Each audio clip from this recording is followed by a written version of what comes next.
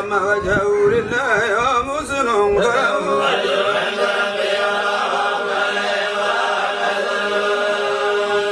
وقالت اليهود ليست النصارى على شيء وقالت النصارى ليست اليهود على شيء وهم يتلون الكتاب كذلك قال الذين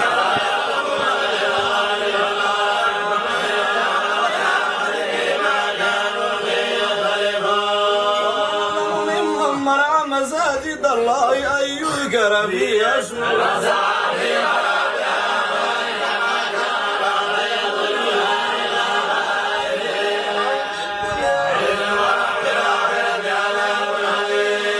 ولله المشرق والمغرب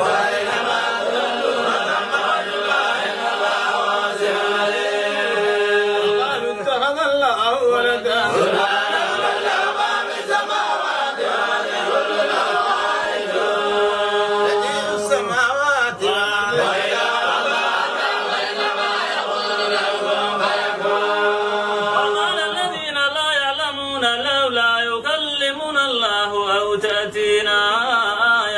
كذلك قال الذين من قبلهم وبين الآيات لقوم يؤمنون أرسلناك بالحق بشيرا ونذيرا ولا تسأل عن أصحاب الجحيم اليهود والنصارى حتى تتبع ملتهم قل إن هدى الله هو الهدى ولئن اتبعت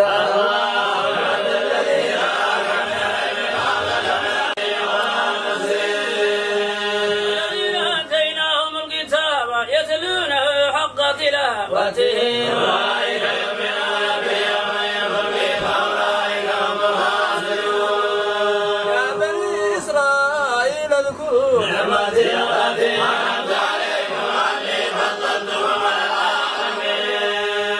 واتقوا يوما لا تجزي نفس عن نفس شيئا ولا يقبل منها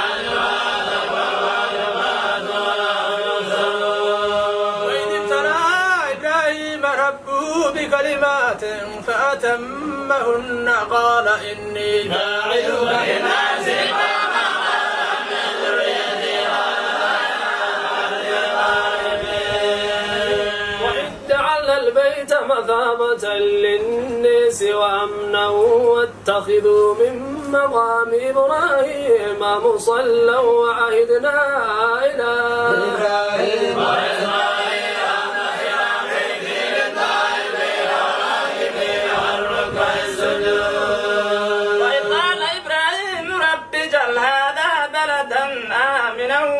أهله من الثمرات من آمن منهم بالله واليوم الآخر ولما كفر فأمتعه قليلا ثم ذروا إلى النار وبئس المصير إبراهيم الغائب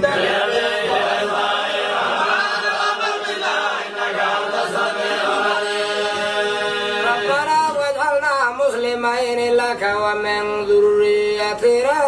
مسلما لك وإلى منازلنا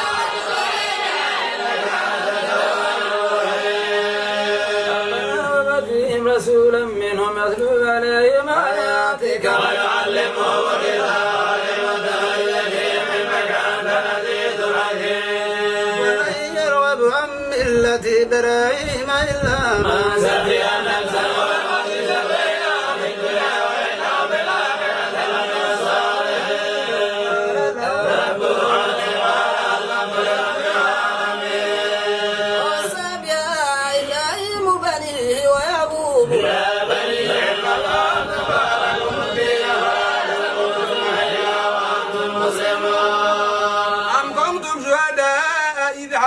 يقوم الموت إذ قال لبنيه ما تعبدون من بعدي قالوا نعبد إلهك وإله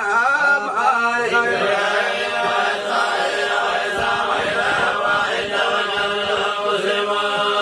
تلك أمة قد خلت لها ما كسبت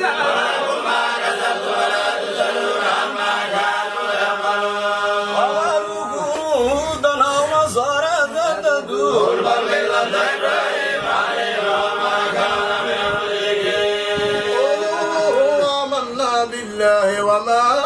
أنزل إلينا وما أنزل إلى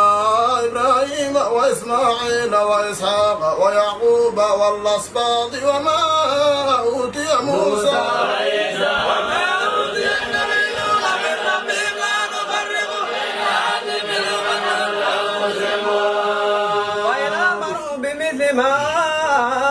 آمنتم به فقد اهتدوا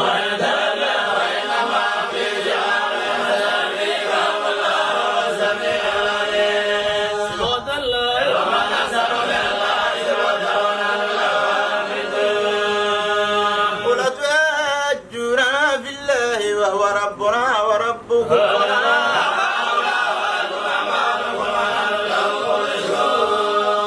يقولون إن إبراهيم وإسماعيل وإسحاق ويعقوب والأسباط كانوا هودا أو نصارى قل أنتم أعلم أم الله